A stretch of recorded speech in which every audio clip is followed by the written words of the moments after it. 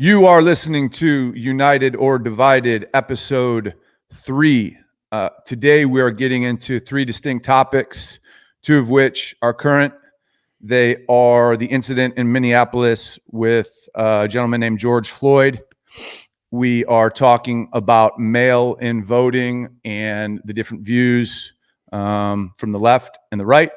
And then from a broad topic standpoint, we will be talking and defining the Second Amendment and the effect of it and guns in America. So welcome to the show, my friend. Paul, how you doing? How you doing, John? Glad to be here. And I think we got some good topics today. So we'll see what comes out, and especially when we talk about guns in America, because I think that's going to span multiple episodes depending on what avenue we want to talk about. 100%. 100%.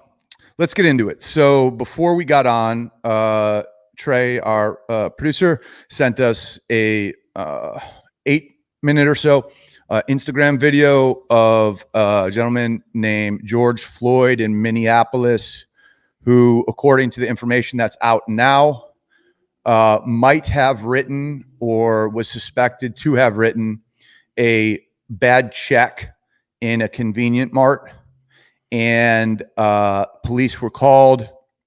The video starts, if you have not seen it already, the video starts as he's on his back, he's handcuffed.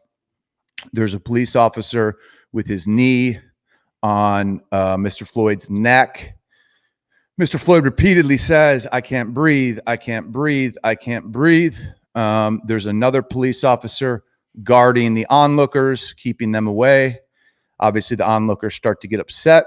One of the onlookers was a firefighter, and she was imploring the cop that was standing there, essentially guarding the situation, while Mr. Floyd had the knee on his neck and he looked like he was struggling to breathe. She was imploring the cop to take his pulse because it looked like he was slowly but surely dying.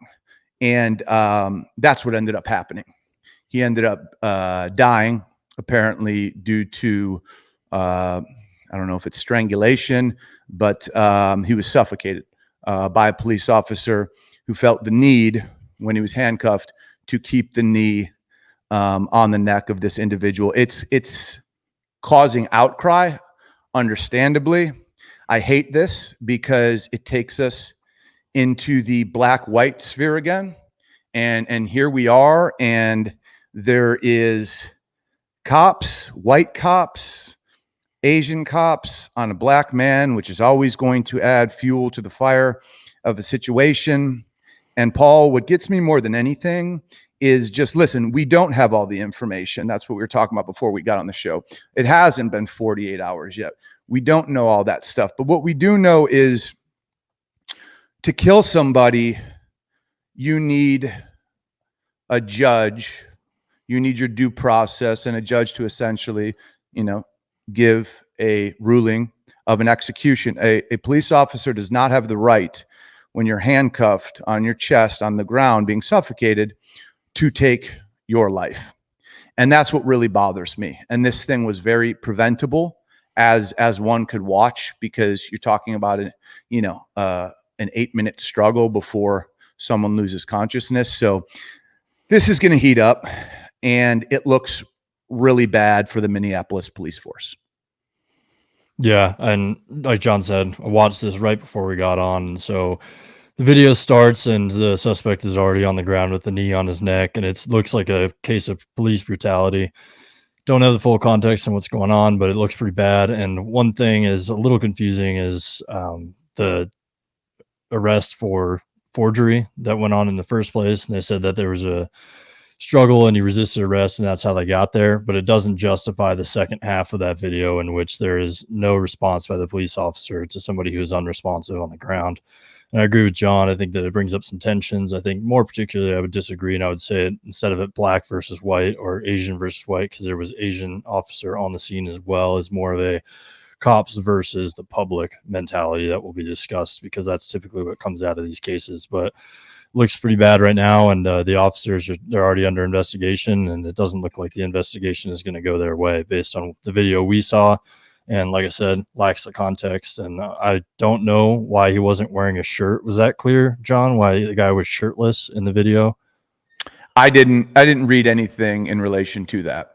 Yeah, that's just a red flag. I don't know why somebody would be shirtless during an arrest. Usually you see that as kind of an unusual thing. So I'm curious to see how it turns out, and I think justice will eventually be served. And there were plenty of onlookers there to testify as witnesses. So we'll see what information comes out in the next 48, 72 hours, and hopefully justice is served appropriately. Yeah, couldn't agree more. I think what this before we move on, what we need to see is we need to see everybody held accountable under the law equally. So police typically don't go down for specific crimes, and when you have something, if it does play out according to the information that we have, that this person might have written a bad check and somebody did suffocate him to death, I would hope that that individual, police or not police, be treated the same. And that's what I'm looking for. Absolutely. And one thing I think that should be an interesting takeaway from this whole thing is it's very similar to, excuse me, Eric Gardner in New York City when he, the same thing, said, I can't breathe. And he was choked out by a police officer and ended up dying. And the policy that led to that was he was selling illegal cigarettes that didn't pay taxes on the cigarettes. And so instead of, they were going after him not for forgery, but for evading taxes, essentially. And so the reason that they went after him, the police officers, was because of the violation of tax policies. So it'll be interesting to see if anybody looks at the policies that are driving officers to have to arrest people for these things. That is it worth taking somebody's life, or is it worth having to put brutal force on somebody to get them to pay their taxes, or to have them write the $50 fine for a forgery check, right? Yeah, So from a policy standpoint, I think it's important to look at what happened and what made it go to that point, and what policy was in place that forced those officers to say, hey, I am enforcing the law, albeit this video looks like they were doing it improperly. But in general, looking at the policy that drives some of this activity, because policy is really, you got to think about it in terms of, if I want to enforce this policy, what am I willing to do for that? So same thing with Eric Gardner. There's tax evasion, this potential forgery. Maybe we should look at the policies and see whether or not we need to stop being such status with our policies. Yeah, I think the United States was never a police state. And this is going to sound funny, but I believe, as you know, we have many police officers in their 20s, early 30s.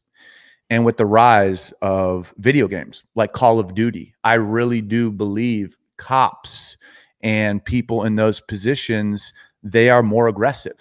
They're simply more aggressive. The statistics back that here, even if they are, let's say, enforcing a policy of tax evasion, to even entertain the thought of deadly force taking somebody's life for tax evasion. I don't even care if it's Wall Street tax evasion, right? 50 million, 100 million, $1 billion. I don't care. Like, unless a judge rules, you don't take somebody's life unless you're in danger. But I just think we have to look at how aggressive. And if you guys watch this video, the stick-to-itiveness that the Asian cop had when he was guarding the people, and he was like a guard dog. It was disturbing, and I could only imagine if that was in my community. But yeah, and the officer, I mean, he had his hand in his pocket during the whole time with his knee on him, so that doesn't really support his case that it was preventing an arrest, resisting for an arrest. Because if your hand is in your pocket, seems like you would need your hands if somebody was thoroughly resisting arrest, right? But it's interesting you bring up the video games, because this is something that's used against guns all the time. Some people say, well, increase in violence because of video games. And there's actually been no studies that draw a correlation between video game violence and firearm usage and violence. But there are a lot of studies that show that it makes people less sensitive to that type of behavior. It just doesn't show that there's a correlation in executing that behavior. Sure. So people can withstand it more and they see it more, but there's no correlation between people executing the same type of behavior that they can sensitize and take in. Makes sense. Moving on, let's talk about mail-in ballots. And let's open with a conservative's perspective. Yeah, absolutely. So this, in my opinion, is not a partisan issue. It's become a partisan issue over the last few weeks due to the coronavirus. But mail-in ballots are rife with fraud. They always have been. There's a significant amount of data that shows how much fraud is in the system with mail-in ballots. So my personal opinion, I think the conservative approach in general is that mail-in ballots are a way for elections not to maintain their integrity. And so that's my stance as well. I think the mail-in ballots have a good intent behind them, but the execution is always very poor because our system is not designed to keep up with it. And so I am nervous for all mail-in ballot situation because of the amount of voter fraud that can occur and that we've seen anywhere from Ohio to North Carolina, all the way in California. There's all kinds of cases where districts have flipped, and it's always been tied back to voter fraud, and they've actually had to lose their position after an investigation showed that that was the case. So my opinion is mail-in voters and mail-in ballots for everybody is a very easy way for people to game the system, and whoever has the best political groundwork is going to win an election that is done via mail-in ballot. So a couple of things. I guess the first would be, with that point of view, what do you say to the individual, regardless of age, that says, I am not comfortable going out. It's my right not to be comfortable going out during a pandemic, as I do not want the potential infection, but I do still have a right to vote. So because mail-in voting has been part of this country's voting process for obviously a long time, I have every right to exercise my right not to be infected and to vote. Correct. Yeah. So there's a difference between all mail in ballots and then early voting. So, for example, I'm registered as an early voter. So I get my ballot in the mail early and then I send it in, but I have to verify my address in order to do that. And versus all mail in is that every household in America would get their ballot sent to their doorstep. And there's a lot of problems with that because the database for voter registration is notoriously out of date and it's always been wrong. And there's people who get ballots that are dead, people that have moved, people that haven't changed their addresses. So there's a lot of problems with that system. So I do agree. Sure, you can sign up for an absentee ballot and get it early. I don't have a problem with individuals making the choice to do that. But the government mandating a forced mail in ballot for every single person based on a database that is inaccurate and has been proven inaccurate for the last 15 years, I think that that's a mistake. So is that, from your perception, is that what they're talking about, mandating that everybody be a mail-in, or just accepting mail-ins for people who do not want to go out and physically vote? Correct. It's a proposal in Congress by the Democrats in the House. So Nancy Pelosi is spearheading the whole thing, is to send in an all mail-in ballot. So everyone down my street would get a ballot sent to their inbox, depending on who's on the register to roll or register to vote, and whether or not that person lives there, if he moved, or if they're dead, because the rolls are extremely inaccurate. There would still be a ballot that lands in that person's inbox. And so let's say someone's ballot comes to my mailbox that doesn't belong to me, but I fill it out and send it in anyway, then there's two votes going for somebody versus 1 and 1 potentially. Sure, sure. So, but that's proposed, right? That's not the situation. The situation we're in is you can do mail-in ballots, but you're talking about a proposal that everyone does it regardless of their comfort, and that proposal has not passed. So that's not reality right now, correct? That's not reality currently, but that's what the Democrats in Congress and the House of Representatives are currently pushing for, using the pandemic as an excuse for people to do that. But my response to that as well is there's a very small amount of people that aren't willing to go out and get groceries or weren't willing to go to Walmart or Home Depot during the pandemic. And we have a lot more control in terms of how the social distancing is set up and the amount of people that are allowed in the building at once for a voting situation. So I'd say anybody who's willing to go to the grocery store and is willing to go to Home Depot during the pandemic should be willing to go to a more controlled location, such as a polling booth, where they can set everything up perfectly and control the in and outflow of people to make sure that they're socially distanced to quell any pandemic concerns that they would have that they would go to a grocery store with. But from a freedom standpoint, every individual should have the right to choose, correct? Yeah, so people can choose, like, just like I do. I mean, I get my ballots mailed to me so that I don't have to go to the ballot box, not because of the pandemic, but just because I like the convenience of being able to do it from my Sure. house. Now, if somebody chooses to do that, that's fine. But if the government is going to send it to a list of people that is outdated and inaccurate, that's asking for the system to be gamed. And we've seen that all across the country. To my understanding, President Trump doesn't want any mail-in ballots, unless I'm understanding it wrong. No, I think that's a misinterpretation. He's Okay. fighting back against what they're pushing in Congress, which is the all mail-in voting system.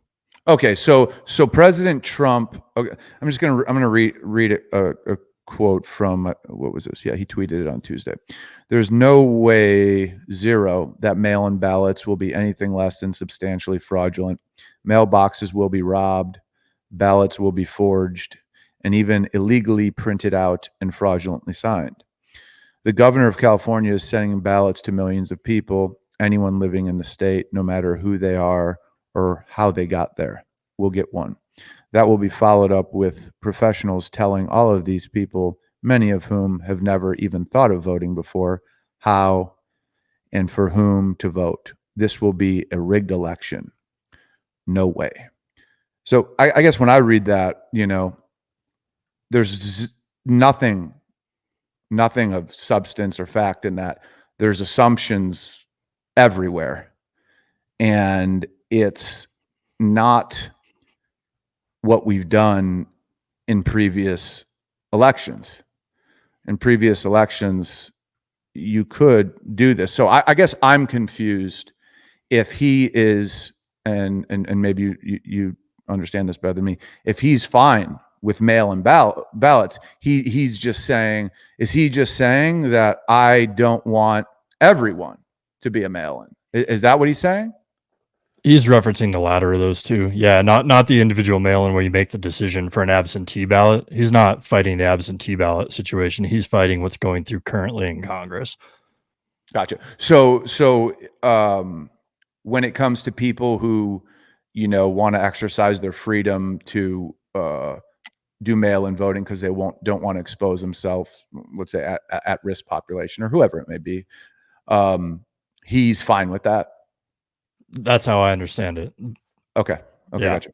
And I mean, don't get me wrong, there's definitely voter fraud with absentee ballots as well. I mean, the same problems that I talked about where going to the wrong person or their voter registration is not updated properly, that still occurs with the absentee. But when instead of being 330 million people, it's a small fraction of those amount of people, yeah. that's a big difference. Yeah. I got you. So I was just trying to find some like we talk about on the show, just some actual studies on this stuff, and I found two recently, and one of them's from Loyola Law School professor Justin Levitt. He tracked U.S. elections from 2000 to 2014 in search of voter fraud, or as he put it, a specific credible allegation that someone may have pretended to be someone else at the polls. And how many examples did he find? Question mark. He found 31 out of more than 1 billion instances. That's not to say that each of those 31 instances of attempted voter fraud isn't worth an investigation. Obviously, we don't want any voter fraud, but it is to say that 31 instances out of more than 1 billion is the opposite of what one would refer to as widespread. And there was a 5-year study on voter fraud commissioned by George W. Bush. And they wrote, in summary, the Justice Department has turned up virtually no evidence of any organized effort to skew federal elections. So in the 2016 election, which is separate than this, in which more than 135 million votes were cast, there were a total of 4 documented cases of voter fraud, according to Philip Bump. So, I get all this, political stuff. Pelosi's trying to say this, but I think especially during a pandemic, and you could say it's an excuse, but I think I would probably use your word. It's freedom, right? If you're a registered voter, you have the freedom to send in a mail-in ballot if you're not comfortable going somewhere. I just think making this an issue during a pandemic, we have to be here. We don't have to do anything, but we have to be sensitive of what others choose to do with their lives and their livelihood. And I can only speak to older members of my family, and if they listen to me at all, I tell them, you better not go to the store. I'll order you this. You better not go here. You better not go there, because they're 70 plus and they're at risk. And in my opinion, I don't want them going out. Now I'm going out. I'm running around, right? But I just don't think we can have a war on voter fraud when there isn't, all this data to support, like the tweet like Donald put out or the president put out.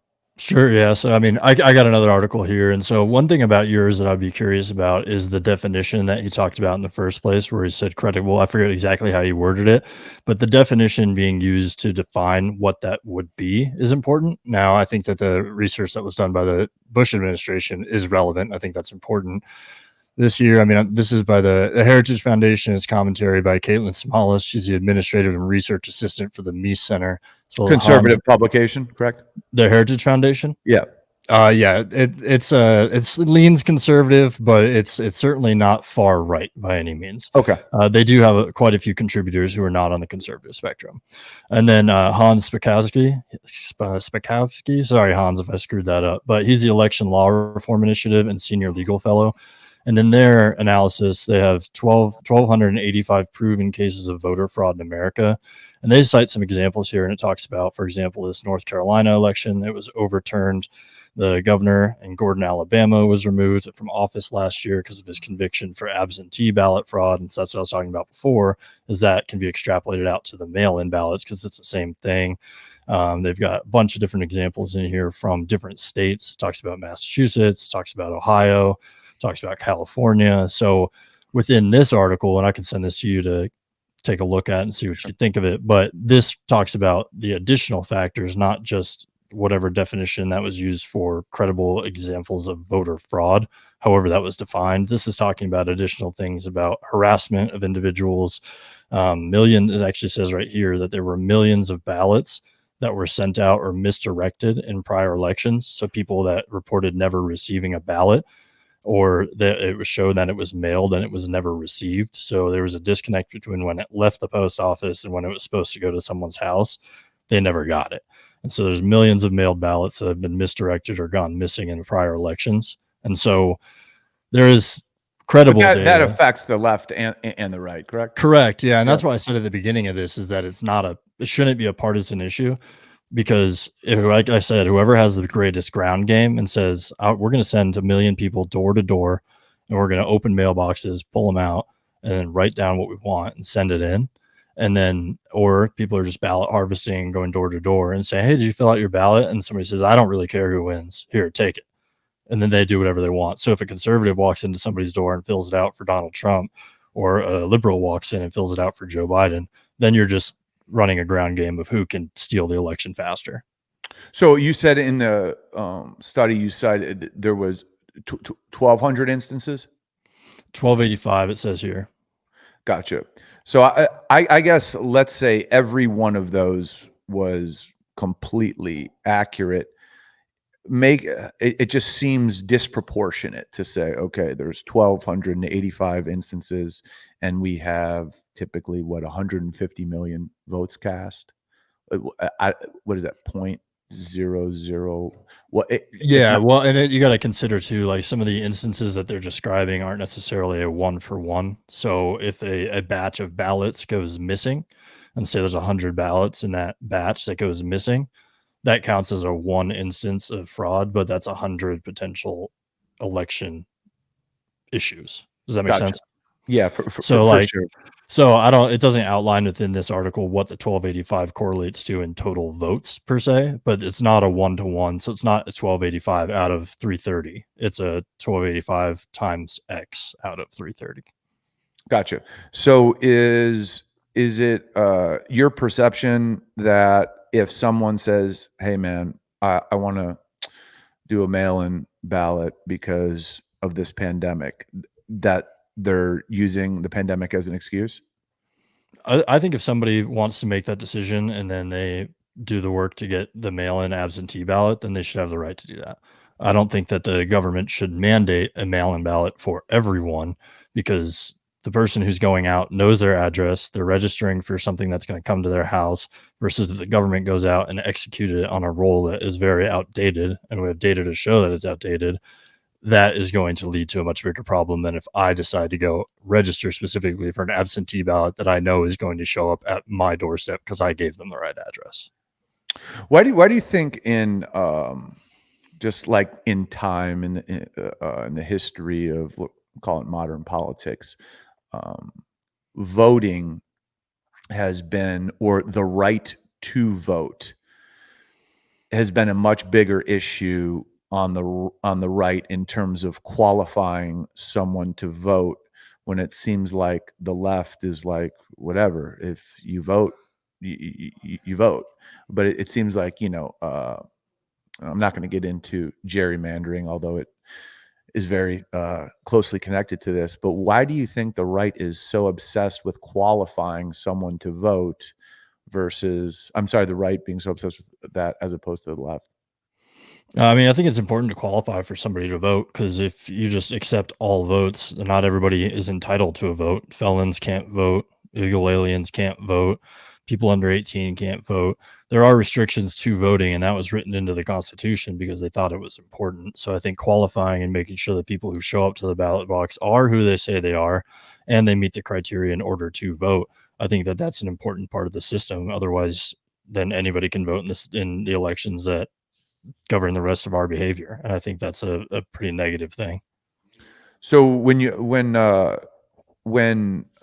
Republican controlled houses have redrawn districts to swing them in Republican favor, also known as gerrymandering, how is that looked at? Yeah, so I mean, gerrymandering goes both ways. So I wouldn't say that that's a Republican tactic. That's definitely a tactic that's used by both sides. And gerrymandering, whatever process that they use to do it, you can look at it as a negative, look at it as a positive. I honestly don't have a strong opinion either way on gerrymandering.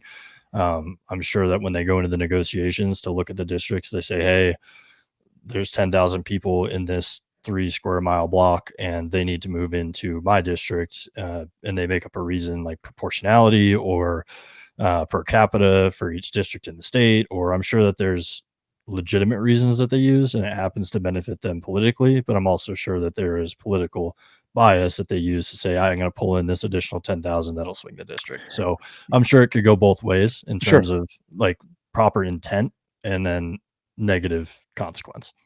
Yeah, and for those people listening who don't know what we're referring to, it's essentially the redrawing of district boundaries and a reason a political party would be incentivized if they had the votes and or the power to redraw a particular district is, let's say the district becomes more urban and there's more minorities.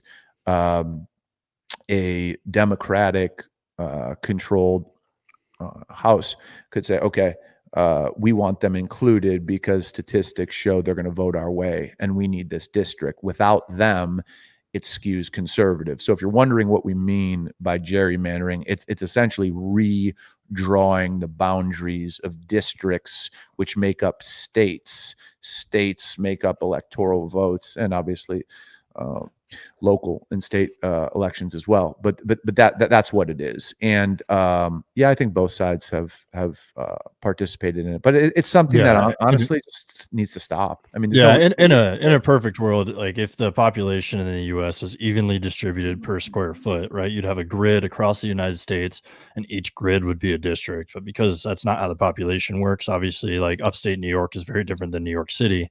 Then there's a lot more districts in New York City than there are in all of upstate New York. And then that's the reason for it is a distribution of the people amongst the representatives of the state. Gotcha. But how they do that, it is what it is. Dark rooms, cigar smoke, maybe Yeah, a lot of backroom deals. Somebody some good getting some good season bourbon. season pass tickets to the Yankees. Whatever you Yeah, want. exactly. Take your pick. All right, let's move on to guns in America. And I think a good way to open that up, like we were texting earlier, is I think so many people hear Second Amendment, Second Amendment, Second Amendment, but they've never heard and or read it. Do you have that in front of you or no?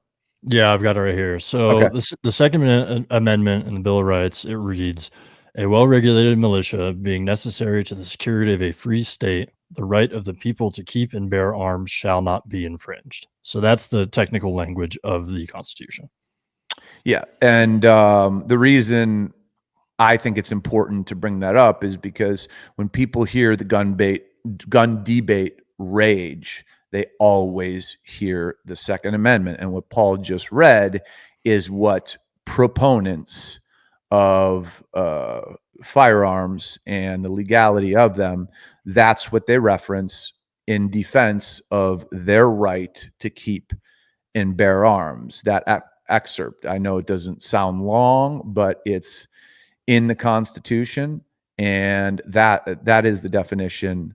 That is in context the Second Amendment. So when you read that in your mind, do you think that because that was written in a different time, that it should be interpreted any differently due to the amount and the strength of the weaponry we have now?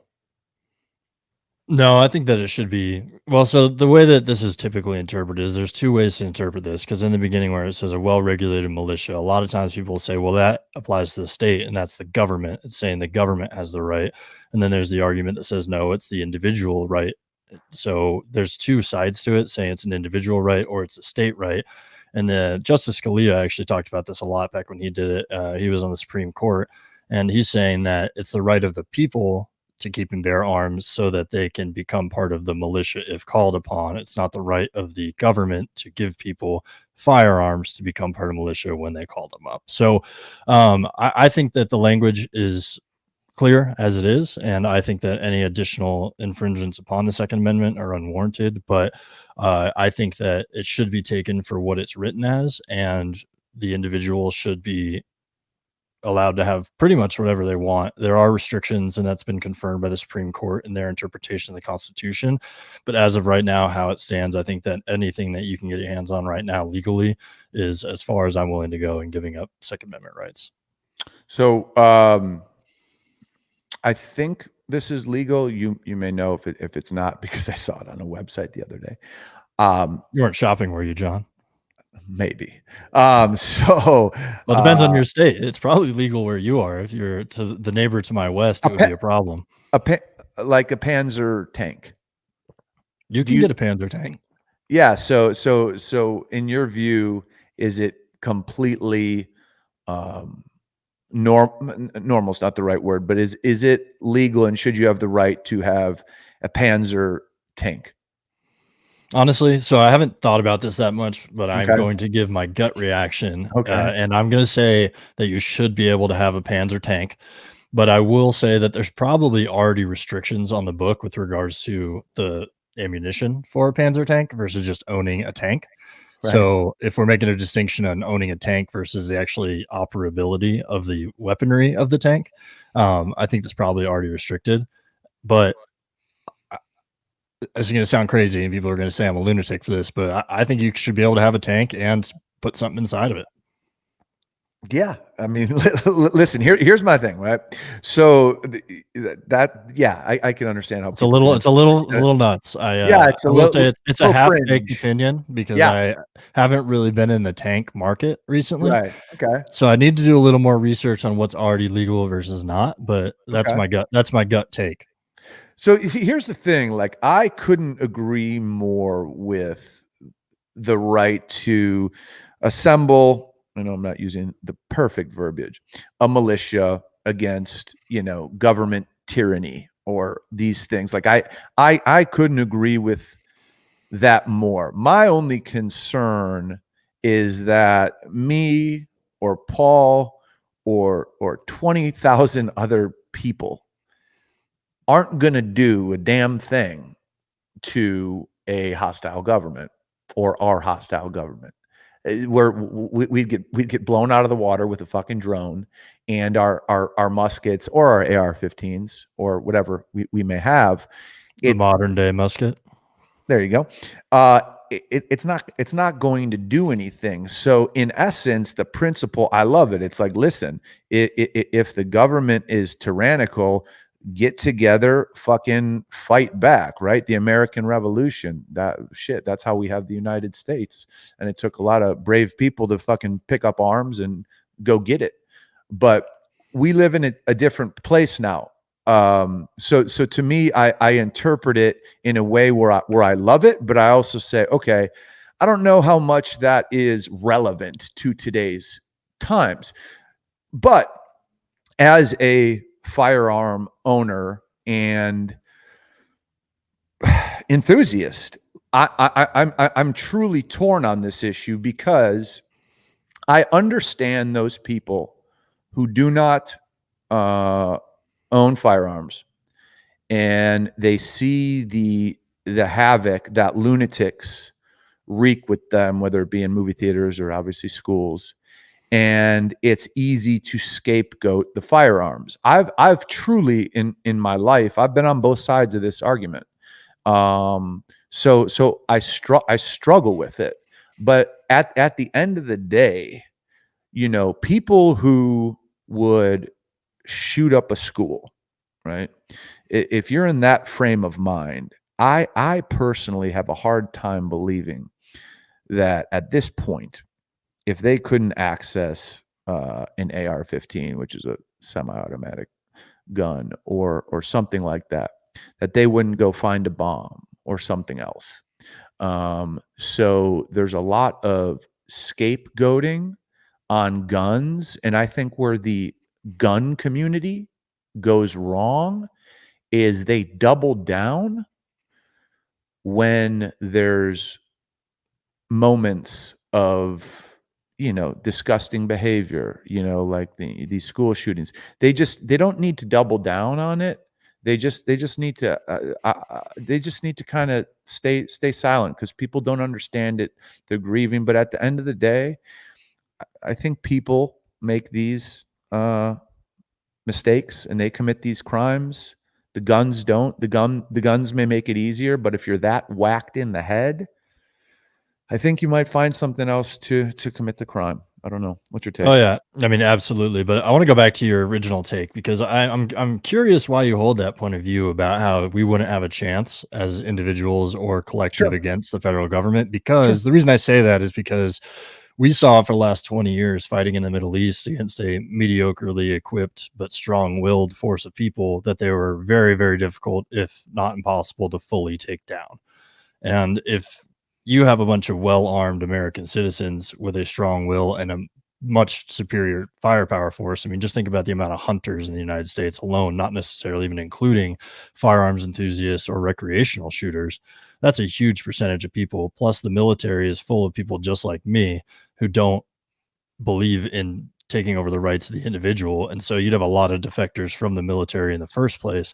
So I think it would be a lot more effective than you would think at fighting back against the federal government, because we saw in the Middle East a poorly equipped force with a really strong will did a lot of damage, and we spent billions and billions of dollars to try to take them down, and they're still out there today. So I think that it's a little microscopic to think that everyone in the United States, if they stood up and formed together, wouldn't be able to take on the federal government, or at least cause a major problem in them fighting back against us. I think is a little short-sighted. But on the other side of the coin, where you I got to defend that. Yeah, absolutely. So as it relates to the Middle East, I'll talk about Afghanistan, and I think I know Dick Cheney's on the record well before we went in there saying, listen, you do not go into Afghanistan and fight. The terrain you cannot win, because these people there who are these fundamentalist terrorists, they got their caves, they got their mountains. The terrain is not built for an outside force to come in and to take them. You can drop fucking bombs on them, dude. They're underground. You don't know where the fuck they're at. So I think as it relates to Afghanistan, I mean, the Russians got beat there. I mean, we got essentially beat there. You can't win. You can't declare war in Afghanistan. It's impossible. Like, it's truly impossible. But I think Afghanistan is so different than the United States, because let's say hunters, all these people gathered. The first thing I'm going to say that I have a hard time believing is that anytime, okay, let's take this hypothetical scenario that you brought up. Let's say all the hunters get together, right? Well, now you're forming a pseudo government. Who's in charge? Who calls the shots? I don't agree with your ideology. If you want to take on the motherfucking U.S. government that has dudes sitting in little booths in Nevada that are playing arcade games that'll drone your ass with all the intelligence we have and just boom, just drop shit on you, you better be organized. And you better be real organized. So if we're talking about this hypothetical scenario, first off, there needs to be a pecking order established by all these fucking alphas, right? So that in and of itself, the organization would be tough. And the government's intelligence, let alone, we all know what we spend in the Pentagon on defense and and the weaponry our government has. I just don't think a bunch of people on foot in the year 2020 with guns on foot are going to beat air attacks. I think you're just done. Yeah, so I'm looking at Pew Research right now, and they've got a study here, and it says that 3 in 10 American adults say they personally own a firearm, and an additional 11% say they live with somebody who does. So out of 330 million people, that's a lot of people. Yeah. And then also, once you started seeing the damage that the government would do to people from that, so people would see their neighbors or their family members or somebody getting caught in the crossfire, that would enrage people. And I guess you have to just make the decision on what you think that the role of the government is, or how much personal responsibility you want to take for your own freedom. So I am not willing to let the government dictate everything that I should do. And I don't think that the government should be responsible for me as an individual. I should be able to take care of myself. I couldn't agree more. I just don't think there's a lot of people like us. And I think that there's a lot more that aren't vocal about it. And so that's one thing that I would just say about that. And then about the commentary about school shooters finding a way to, wreak havoc another way. That's definitely true. There's all kinds of ways. And the thing with gun violence that always drives me crazy is that statistically, it's this is going to sound callous, but statistically speaking, every life lost is a tragedy, and everything that happens to either a child or an adult where they're lost to gun violence is devastating. But statistically speaking, on a broad point of view, firearms are a much smaller factor and danger to your daily life than driving a car or eating a Big Mac. There's 300,000 deaths a year are from preventable causes like obesity. So obesity is, I think, the second biggest killer behind cancer in the United States, and it's all preventable for the most part. Yeah. But we don't have anybody boycotting McDonald's or boycotting Taco Bell, saying that those shouldn't be able to operate and we need to regulate those businesses so they can only serve health food, when in reality that would be a much more effective use of activist time than going against guns. But because guns are such an emotionally charged issue, it's not, it happens and then people die in a school shooting and there's an emotional charge behind it. But if somebody eats a Big Mac for 20 years and then dies of a heart attack, it doesn't have the emotional appeal that deaths by firearms do. When I think there were 40,000 deaths by firearms in 2018. I need to fact check that number, but I think that's about right. And 60% of those deaths by firearms are suicides. So you're looking at a number between 15 and 20,000 that are actual gun deaths. And so in the grand scheme of things, that's a very minor number. So when everybody says it's a crisis and we need to stop it and it's happening every day, all the time, it's an over exaggeration. And I think that guns get the real brunt of people's aggression when it comes to this issue, because it's easy to scapegoat the gun, like you were saying, versus looking at the real issue. And if activists actually put their time into obesity, for example, they'd be much more effective at saving lives. And so if they're actually trying to save life, they should focus on something that has a more impact instead of firearms. Yeah, it's such a sticky issue because, like I said previously, I found myself on both sides of this, and I made this comment to you, I don't know, 4 months ago or something. You know, the more you spend time around people who own guns, call it people in the sporting community, whatever, the more you see how like they're almost like they go out of their way to be law abiding. They go out of their way to be respectful of the power of their weapons.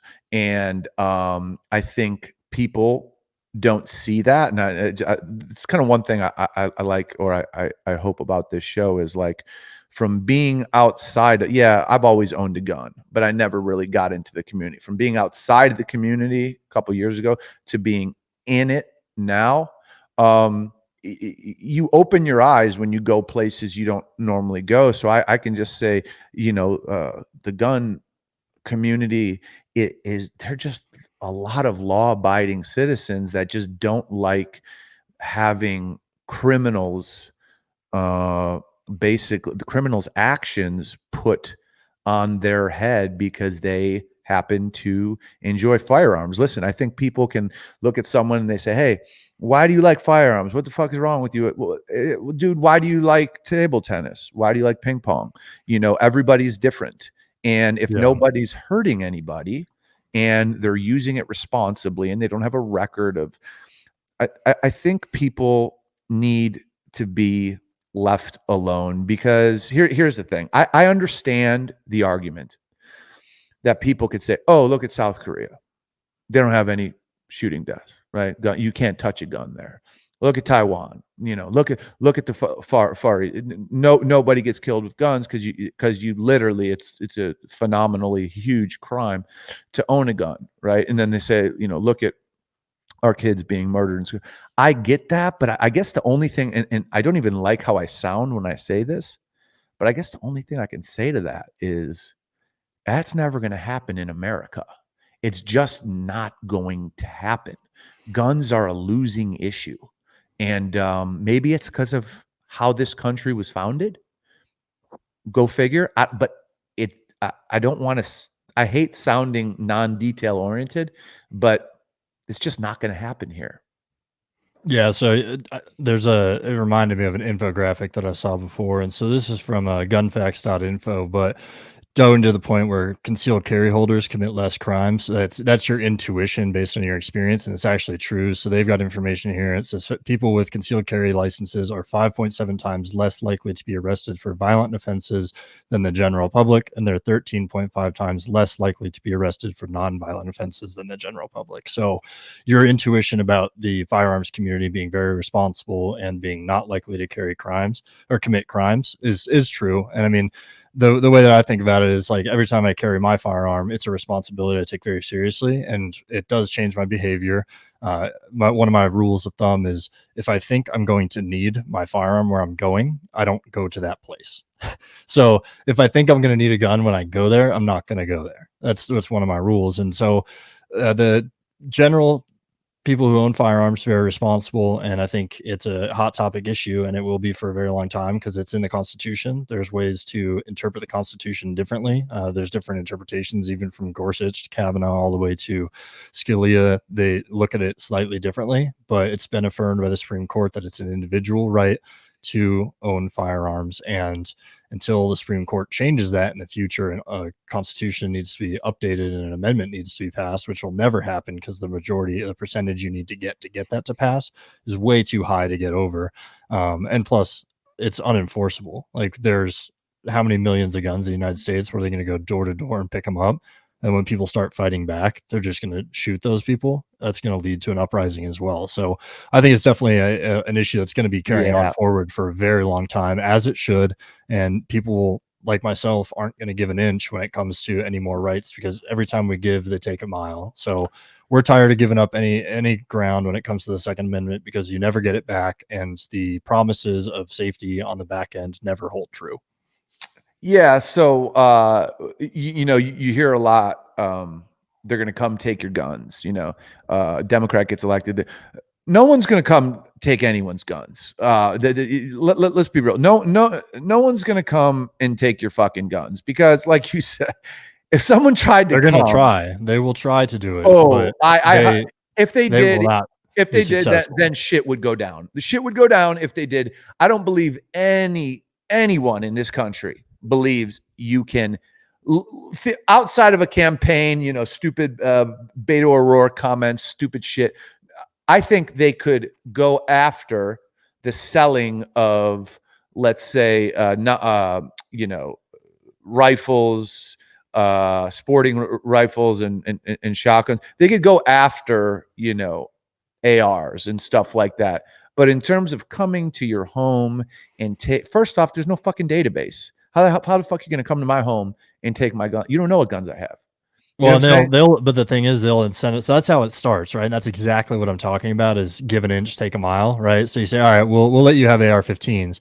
But the way that they write that law is that they say semi-automatic operation firearm, and they lump in a bunch of other types of firearms within there. And then they incentivize your neighbors to narc on you, kind of like they were doing during coronavirus, saying send pictures and videos of your neighbors that are not social distancing and we'll give them tickets. And people did do that. Granted, de Blasio got a lot of genital photos in his tip line as well, but so shout out to those patriots for sending those to him. But they will definitely incentivize the public to turn on people who don't have firearms. So if my neighbor knows I have firearms and then the government says, hey, we're incentivizing people by giving them a check to just let us know if there's firearms in your community, that's where it becomes a problem, and that's where the government will go after firearms, and it's just incremental stuff. Do you truly believe that? Do you truly believe that they'll come and try to not stop you from buying other guns? I'm saying, do you truly believe they would attempt to come and take your shit? Oh yeah, absolutely. That's the same thing as the forced buyback. When they say forced buyback, which by the way, you can't buy something back that you didn't pay for in the first place. So the whole term buyback drives me insane because you're not buying something back, you're just stealing it from me in the first place. But second, the forced buybacks are a perfect example of that. They say it's not them coming door to door, but they say 2 years to purchase this back, and if you don't sell it to us, you'll be one of the few that still have it. And now you're an extreme minority in your neighborhood. And we're going to come to your door with a no-knock warrant and come through and take every firearm that we find and put you in jail. But I 100% believe that. So, and this varies from state to state. In my state, so they have to call the FBI when I am interested in purchasing a firearm. Now, if I purchase the firearm after they make the phone call to the FBI and the FBI says, okay, all clear, that's it. The FBI does not get sent anything that says he purchased this firearm, this serial. No. So I don't know what the law is. Yeah. So how do they? So how are they going to come get? So you're saying the way they would come get it theoretically in your head is to incentivize your neighbors to look in your gun safe? No, not necessarily my gun safe. So there's a lot of different problems that you could have when the government gets too involved in that. So you're right. That's a national requirement. It's a national instant background check system. So anytime you buy a firearm in the United States, your background gets run to the FBI and it comes back either just yes or no. It doesn't say why you can't or why you can. It just says yes, they can buy, or no, they cannot buy. Now, each state, it varies depending on how much rigmarole you have to go through after that. So California has waiting periods. You can't buy ammunition at the same time as you buy a firearm. You can't buy certain. Yeah, California's rough. Yeah, you can't buy a certain number of firearms at the same time or within a certain number of days. So they just add steps to make it harder and harder and harder to exercise your right. But when you go through that background check system, that's one way they can. That doesn't say whether you bought it. You're right. But if the government wanted to look at that list and say all these people called and obviously had interest in getting firearms, we know this many people on that list sold them back through our gun buyback program, which leaves the delta of these people that either did purchase or did not purchase. So let's follow up with these people and see. Or if they mandate that gun shops, because gun shops have all that information. So they have the serial number, they have what they sold to you. Gun shops do, yes. And so, and if they were to mandate, the gun shops are on the side of the gun owner. True, but if the state came in and said, we give us all of your files or else you're going to jail for 40 years, you're never going to see your kids again, then they're going to take that file and give it to them presumptively. Maybe not. I don't know the people who, I don't run a gun shop, but that's something that could happen. They'd have to get the law on the books to give them the 40 years. Yeah. And so they'd have to have the law that would be on their side and say, hey, we've passed the SAFE Act that says that the federal government can request records from any firearm shop at any time based on our intuition of people in your neighborhood based on the delta we came up with earlier. Please provide it or else. And then that's where you can get into it's basically registration de facto. Yeah. Yeah. And here's the interesting point. Do you know who Killer Mike is, the rapper? Yeah. Yeah. Okay. I'm not super familiar with him. I know of him and who he is, but I don't know him I don't know of him too much. I know who he is though. Okay. Yeah. So he's in a popular rap duo, Run the Jewels. He likes guns. I know that. Yes, and he is extremely livid at the idea of disarming. He is a big proponent of the NRA and responsible gun usage, and his opinion is not really accepted by his community. He's African American, but he's outspoken on basically, listen, if they can have them, we should have them. And when he's talking about he's talking about the government, right? Oh yeah, absolutely. I mean, I'm going to make a little fucking curly cue here back to the beginning. So let's say that the individual that we were talking about at the beginning, George, I forget his last name right now, who was looked to be murdered by the police.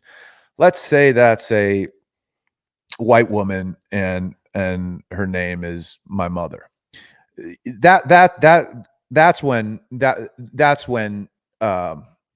if you guys can behave in a tyrannical nature, and I don't want to say if it's a white woman, it's my mother. Listen, that guy has a family too. But if you see the power that is this country, whether it be through the police force or the military, taking lives of innocent people that are connected to you. Yeah. I mean, listen, you should teach people in your family to responsibly own, carry, and use firearms. The key word is responsible. I mean, at the end of the day, it's that, because they have them, and we see instances that aren't necessarily always fair to the people. So listen, I'm a believer in responsible. People could eat us up, beat us up for having these views, but the key word here is responsible. Know what the fuck you're doing, and it's a right. Yeah, one thing. So like Colin Noir, he's actually a big gun rights advocate. He's African American. He's interviewed Killer Mike before, and that's who I have heard of Killer Mike from before. And he's a big proponent of urban firearms development. He thinks that everyone in urban America should have a firearm, or anybody in an inner city should have a firearm to equal the playing field. And I think that he makes a lot of really good points. So to all of our listeners, if you're watching this, you see a clip of this, be sure to look up Colin Noir and look at some of his urban gun proposals, because they're really interesting, and he's on the same wavelength as Killer Mike. And what's interesting about that dichotomy that you're talking about there, John, is that gun control has actually been used as a racist tool for a very long time. So some of the first gun control requirements in the United States were that slaves or people of color were not allowed to own firearms, so they couldn't fight back against their owners. And so the origins of gun control originated in slavery and racism. And so I think Killer Mike's idea is accurate. If the government who's oppressed you before is trying to say that you can trust us now for all of your safety, I think that's a very skeptical view, and I think he's right to have it. Yeah, I mean, I can say this, and it wasn't in this state, but I've been in a gun shop before where I asked, hey, how long is this going to take? They said, the gentleman was making a joke, and it was not in this state. He says, you're white, right? And obviously he knew I was white. And he said, that's good, because if you were black or Mexican, you might be here all day, but you're white. He's like, yeah, it'll be 20 minutes. So yeah, well, I mean that's bullshit. Then that's that guy's opinion, and he's trying to maybe make a joke. He read you wrong in terms of your personality, perhaps, but that's not how he should operate. by any means. I disagree I with that. agree. Yeah, that. Well, I think he was trying to go for a laugh. He's probably trying to be funny, but obviously that's not the right yeah, thing to do. bad joke, but yeah, to your point, it makes sense. And I honestly never thought I would have this outlook, but I would just anyone who thinks, oh, you guys are fucking stupid, you're not looking at what happens to. I would just say, maybe go to a range, rent a gun, talk to the people there, maybe get a lesson just on how to use it, talk to them about why they work with guns, and just experience something that's not going to kill you. It can only give you a different perspective. But if you think we're nuts because we're fairly aligned on this issue, and this issue is a hot issue, go put yourself in a different situation, and then let's talk about it, or then think about it. But I think the worst thing people could do is just stay in their bubble and just fucking fire shots, Yeah. hypothetically at I, people. I mean, I love taking people shooting. I love getting people to range because I've never had somebody who went and shot and then they were disappointed and they didn't enjoy it. I've actually had multiple friends who reached out to me because of an incident that happened to them where they said, "Hey, like thing happened to me and I really need to be able to defend myself now." They're women and you can imagine the things that had happened to them. Yeah. And I think it's an equalizer and it's something that everybody has a right to, and you should take advantage of it if you meet the qualifications of, not being a felon, being over 18, so on and so forth, because it's really empowering to be able to take your own security in your own hands. I mean, Correct. if you even are able to get to a cell phone and dial 911, they're on average 7 minutes away, depending on where you live, and a lot can happen in 7 minutes. And Oh, so that's assuming you can get the call off. So I think it's a personal responsibility thing, and it gives you a freedom of mind to know that you're responsible for your own safety. And I do encourage people to go shoot and learn about guns, do some research.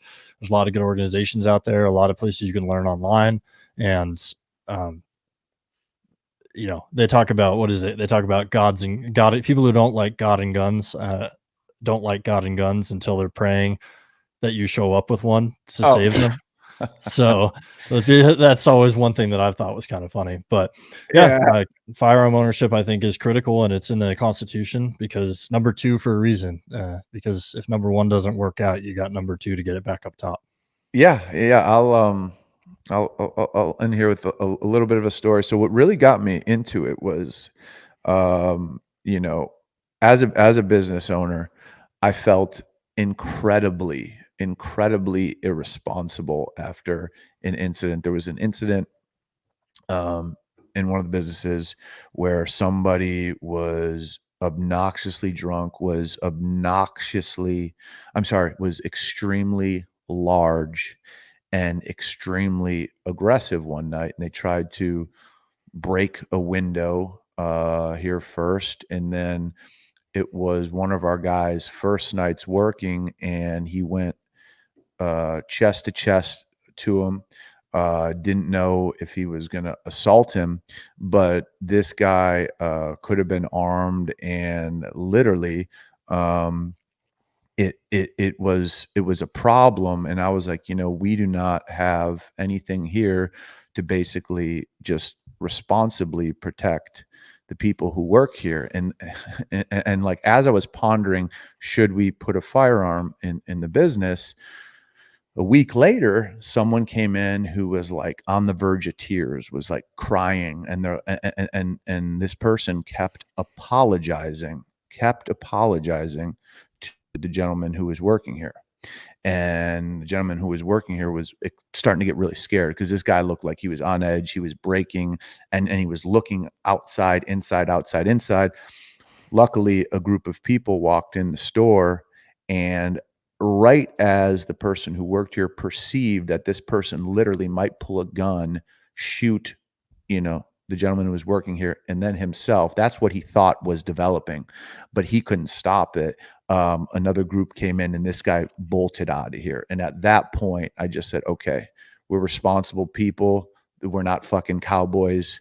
We need to have something here, again, kind of like what you said, Paul, to take our safety into our own hands. And if me as the owner isn't putting my guys in a place where they even feel comfortable, I'm doing them a disservice. So that's what really got me digging into this stuff was kind of 2 experiences. So Yeah, and, I've yeah, got stories like that too myself, and then also other individuals that have reached out to me and told me their stories, and so it's a lot more common than you think. I think that everybody assumes that we're all vigilantes running around with a gun in our waistband, but there's a reason for it, and there's a lot of defensive gun uses that happen. I mean, I think since 2019, there's been 1,000 different defensive gun uses. I know that there's a database now that's been put out. I have it here. Um Oh, no, I closed out. Oh, there it is. So it looks like, yeah, since the middle of 2019, they've documented 1,003 defensive gun uses in the United States with links to media articles for those. And so I don't know how many lives that saved or how many people were in the room when that person drew their gun to save, let's say, the people within a business. But that's another good reason why guns and using the statistics is important, because there is the alternative that happens with firearms, which is the proper usage and the good usage of firearms, not just what makes the headlines. Because when good things happen, it doesn't make the news. We have a negativity bias in the world. correct. And so with the negativity bias, we talked about media bias last week, is that you naturally grab onto the headlines that are negative, and that's just the way our brains physically work. Psychology has proven that that's the case. And so you're never going to see a headline that says guy grabs gun and saves entire business over a headline that says guy grabs gun and kills 16 people. It's just, if somebody saved Yeah. 50 people and 16 people died, 16 people died are going to be in the headline. So Yeah.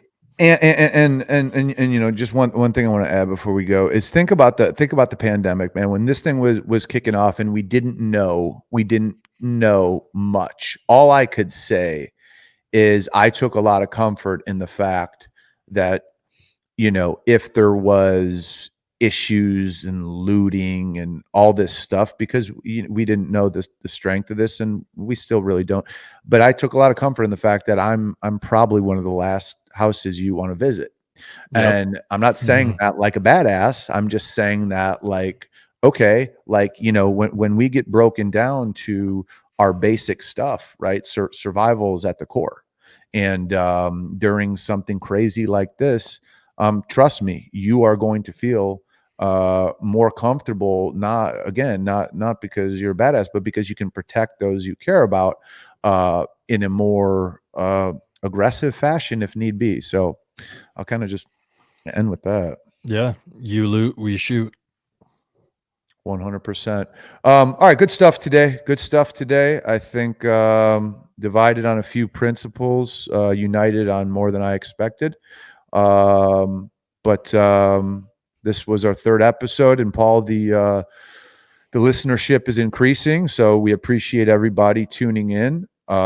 And we hope we can continue to give you guys some controlled, different perspectives on what you're seeing on a daily basis. Yeah, absolutely. And thanks to the listener for tuning in again. We appreciate everybody and their feedback so far. And John, I'm gonna have to go. I might have to look at tanks this afternoon. I'm Dude. curious now. Hey, listen, I believe it was 151,000, and I'm not going to lie, I was pondering the investment. Yeah, I Just just saying. thing is, it's like one of those things I'd want to have, but keep a secret, and I don't know where to park it on my property without anybody knowing that it's a Yeah, I'd tank. have to lease some land from you in Arizona to put the tank. So I don't have room for it currently. Okay, yeah, well, let's talk. Maybe we can go halves. We'll talk. Let's do it. All right, guys. Thank you, Paul. And until next Tuesday, God bless America. How about that? All right, United Divided, God bless America, and the Second Amendment. There we go.